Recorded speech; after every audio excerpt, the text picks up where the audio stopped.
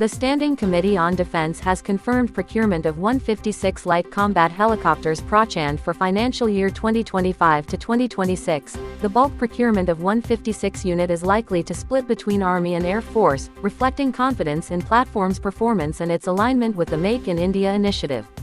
The chief executive of General Atomics Global Corporation has disclosed that 21 of 31 MQ-9B Predator drones ordered by India will be assembled within the country, strengthening India's defense industrial base. The deal also includes establishment of comprehensive global MRO facility in India, ensuring long-term sustainment of the MQ-9B fleet.